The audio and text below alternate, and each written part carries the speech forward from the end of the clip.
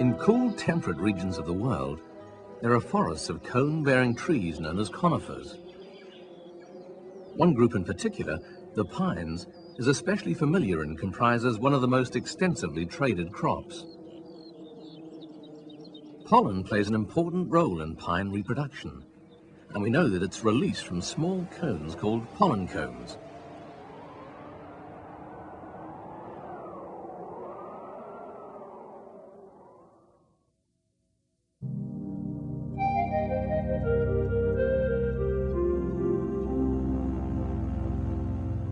The pollen cone consists of many small scale-like parts arranged in numerous spirals. Each scale in a single spiral is called a sporophyll and is attached to the central cone axis.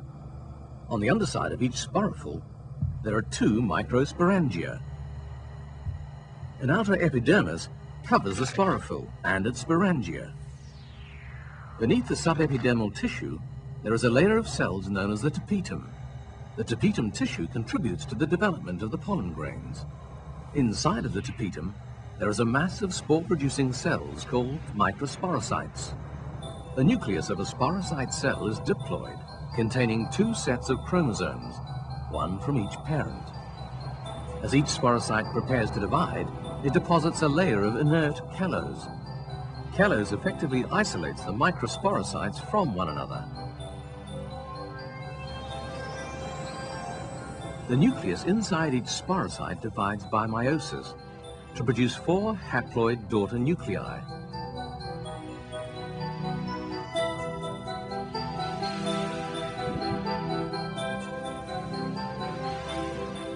Each nucleus becomes surrounded by a wall that begins to enlarge at 2 points.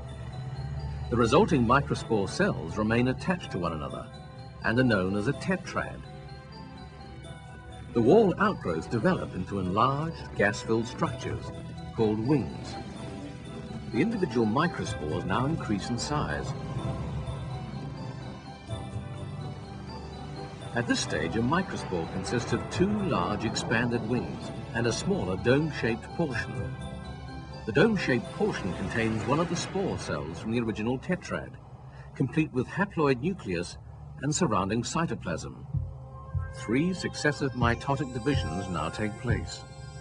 These create 2 small prothelial cells, 1 generative cell, and 1 tube cell. These cells represent the immature male gametophyte. This entire structure, consisting of the external wall and the male gametophyte, is known as the pollen grain. A final deposit of sporopollenin completes the formation of the pollen grains. They are released when the microsporangium opens. The pollen grains are now easily dispersed by air currents.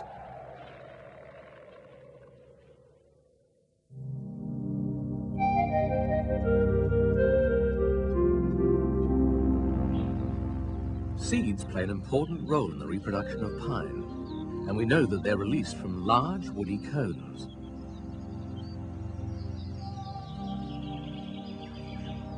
However, when these cones first appear in the springtime, they're small and fleshy.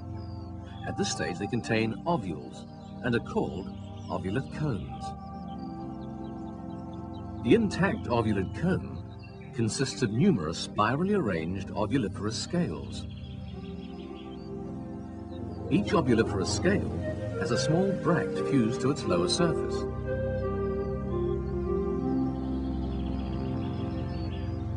The upper surface contains 2 ovules. Each ovule has an outer protective layer or integument. An opening in the integument, the micropyle, consists of a canal that terminates in 2 micropylar arms, each covered with a sticky secretion. Beneath the integument, there is a fleshy megasporangium containing a diploid megasporocyte cell.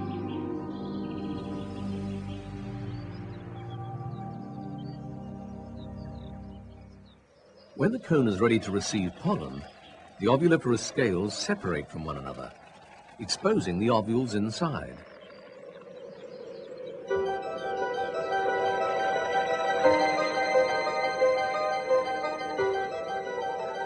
Carried by air currents, some pollen grains are forced between the ovuliferous scales and fall down towards the ovules.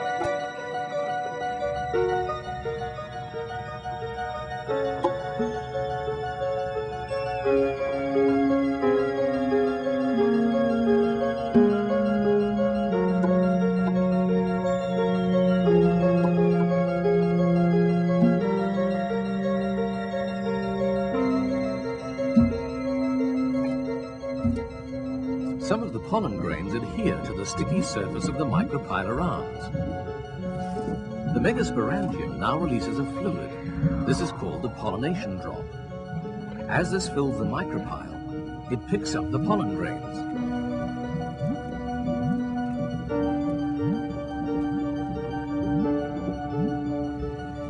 The pollination drop soon moves back up the tube, taking the pollen grains to the surface of the megasporangium.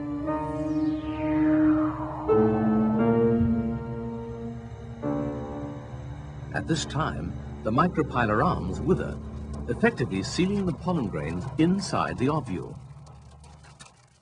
The scales of the cone now grow together, sealing the ovules inside a tough protective barrier.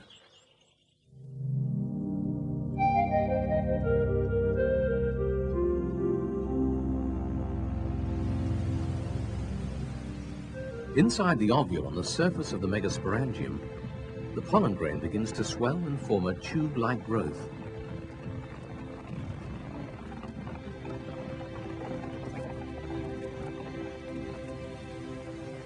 The generative cell remains inside the pollen grain, while the tube cell directs the growth of the pollen tube.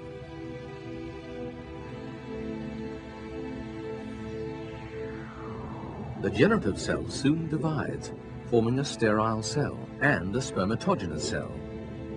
Both of these then move into the growing pollen tube.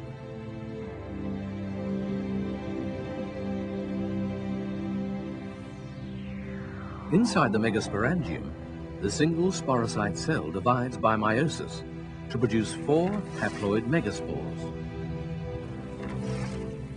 However, 3 of these degenerate. The surviving megaspore enlarges, and its nucleus divides many times, but no walls are formed. It is now the end of the first growing season.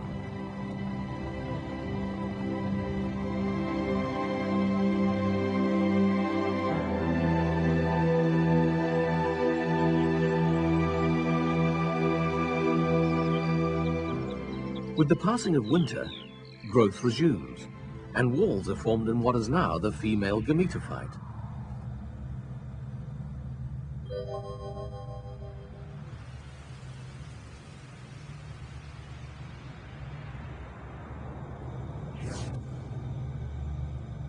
At the micropylar end of the female gametophyte, several pores form.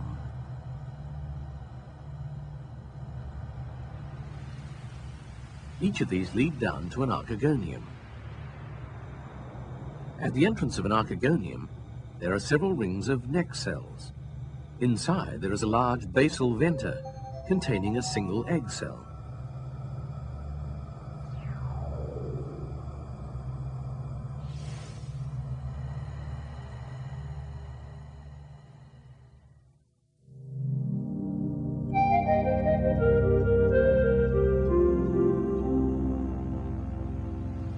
Early in the second year, the pollen tube grows through the megasporangium to the female gametophyte.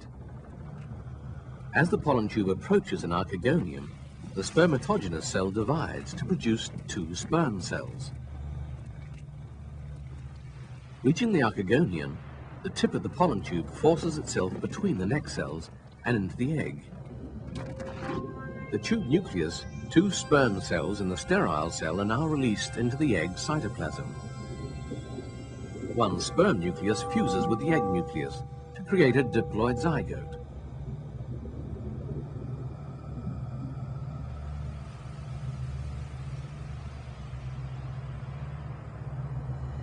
Adjacent archegonia may also be fertilized if more than 1 pollen grain is present.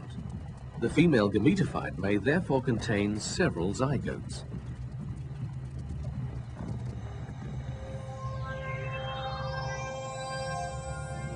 At the time of fertilization, the ovule therefore consists of several archegonia inside a female gametophyte, which sits inside a megasporangium. The male gametophyte has grown through the megasporangium to reach an egg. This is all enclosed within the integument of the ovule.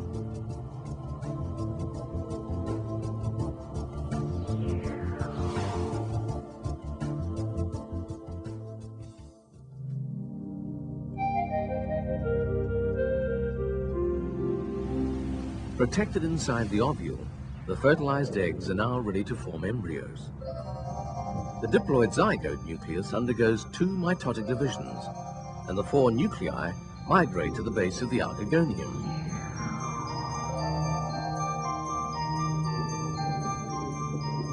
Successive divisions result in a 16-celled embryo.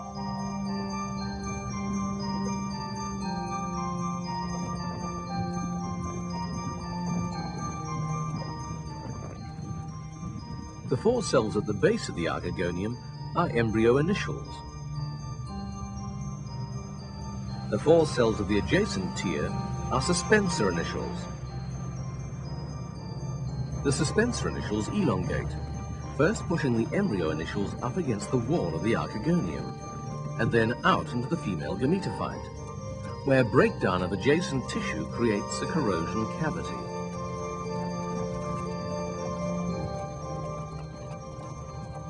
The 4 initial cells separate, and each begins to form an embryo and additional suspensor cells, which push them further into the female gametophyte. Intense competition between the 4 young embryos for nutrients and space results in only 1 embryo surviving. Embryo systems in adjacent archegonia proceed through the same stages of growth and competition. Soon, however, 1 young embryo dominates and proceeds to develop further, while the remainder abort. The surviving embryo enlarges and develops a shoot, the apical meristem, surrounded by a circle of seed leaves called cotyledons. Below the cotyledons, the embryo forms an elongated cylinder of cells that represents the stem-to-root axis. A protective root cap covers an apical meristem. Nutrients now begin to accumulate in the surrounding female gametophyte.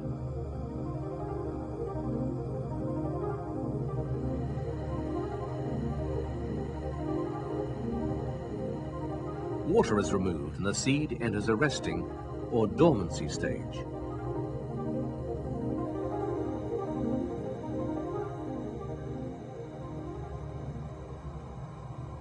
Seed maturation is also accompanied by the transformation of the integument into a tough protective seed coat. The seed and surface tissues separate from the cone scale, forming a winged seed.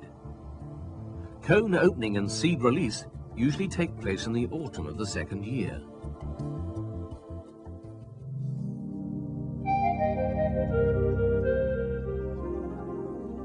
When a seed is released from the cone and absorbs water, it is ready to germinate. Nutrients stored within the female gametophyte are now absorbed by the cotyledons for use by the growing embryo.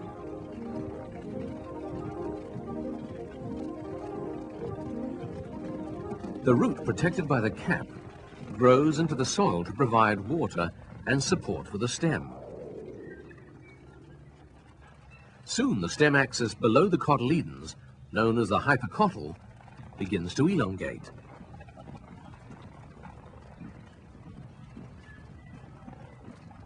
Continued hypocotyl elongation lifts the cotyledons out of the soil.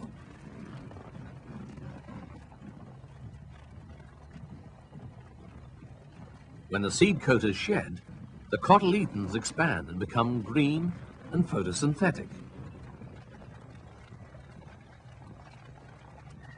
The short stem above the cotyledons, the epicotyl, begins to grow and to form leaves. The seedling then develops into another cone-bearing tree. With over 500 species, cone-bearing seed plants have successfully adapted to many different habitats around the world. The pollen grain has enabled these plants to evolve a form of internal fertilization, breaking the dependence upon water to carry the sperm to the egg. The seed, containing an embryo and source of nourishment, has replaced the spore as a means of dispersal. This combination of features has contributed to the success of these plants, which include the tallest, largest, and longest living plants known.